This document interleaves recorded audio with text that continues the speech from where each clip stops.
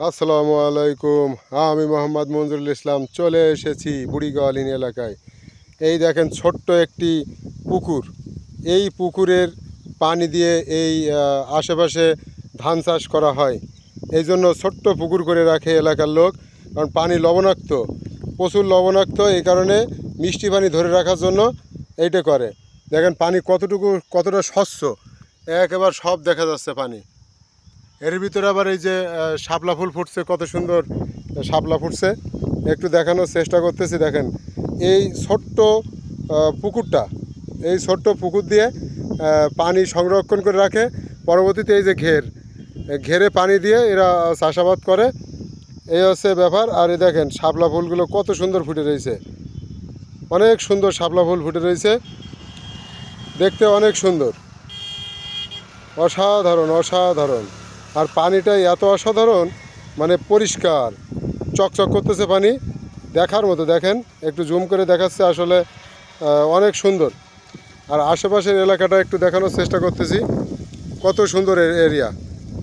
দেখেন এত সুন্দর এরিয়া আসলে মন ভরে যায়। তবে এলাকার লোক অনেক কষ্ট করে বসবাস করে। তো ভালো থাকবেন, ধন্যবাদ সকলকে। আর ওই যে দূরে দেখা যাচ্ছে, দেখেন এই পুরো মাঠ, প্রত্যেকটা মানে ঘেরের সামনে পুকুর আছে, প্রত্যেকটা ঘেরের সামনে।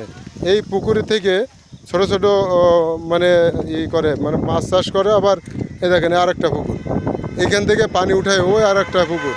মানে প্রত্যেকটা জমির সাথে সাথে পুকুর আছে, কারণ লবণাক্ত এলাকা হওয়াতে এই এলাকার ফসলাদি হয় না।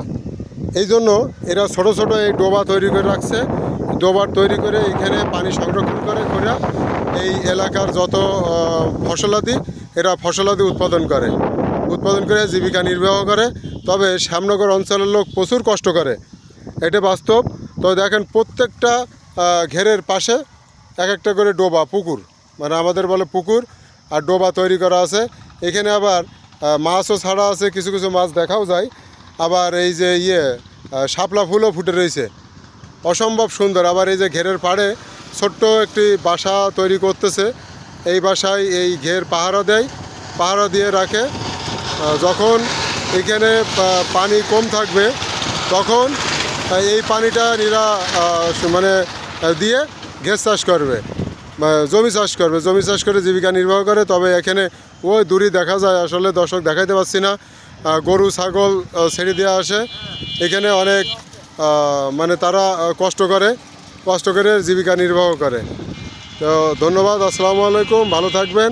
আর আমাদের সাথে থাকবেন, সাথে থেকে ভালোবাসা দিবেন, ভালোবাসা উজাড় করে দিবেন, এই দোয়া করি। আর সর্বোপরি একে অপরের জন্য দোয়া করব। সকলে ভালো থাকবেন, আমাদের সাথে যুক্ত থাকবেন ইনশাআল্লাহ। আসসালামু আলাইকুম।